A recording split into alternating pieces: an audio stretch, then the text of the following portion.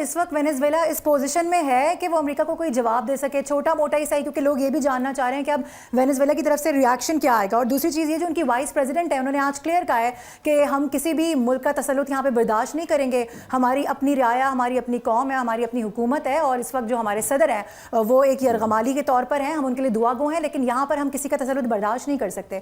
تو آپ سمجھتے ہیں کہ کوئی ایکشن ریاکشن آئے گا؟ نہیں، دیکھیں پہلے اس کو اس طریقے سے دیکھ لیتے ہیں کہ امریکہ دنیا کی سب سے بڑی طاقتور ترین ملک ہے عسکری لحاظ سے خاص طور پر، اور اکانومی کے لحاظ سے وینیزویلا کا اور امریکہ کا کوئی مقابلہ نہیں. لیکن بہرحال عسکری بات ہو رہی ہے، عسکری لحاظ سے بالکل. 90 بلین ڈالر کا امریکہ کا ہے عسکری بجٹ، یعنی کہ ملٹری بجٹ. اور اس کا وینیزویلا کا 15 بلین بھی نہیں ہے، پورا 20 کے قریب.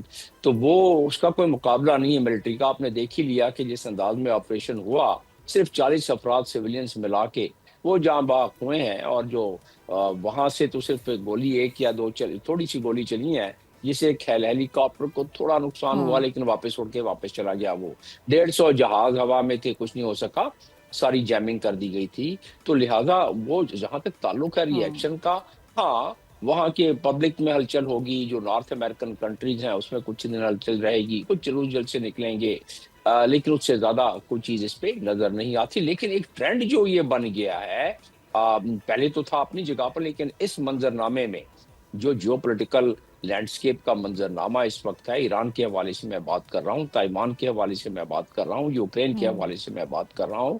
تو اس کا مطلب یہ ہے کہ دنیا میں جو ایک ورلڈ آرڈر تھا، وہ اس کی وجہ کیا تھی؟ اس کی وجہ تھی کہ ایک چارٹر تھا یونائٹڈ نیشنز کا، اور چارٹر کی کچھ نہ کچھ پاسداری ہوتی تھی، بڑے ملک بھی کرتے تھے. لیکن اب اگر مائٹ از رائٹ، تو پھر کل کو اسرائیل پہلے ہی لبنان پر اور سیریا پر، اور اس کے علاوہ جو فلسطین پر، قطر پر، 5-6 کنٹریز پر تو حملے کر چکا ہے، اور ایران پر بھی.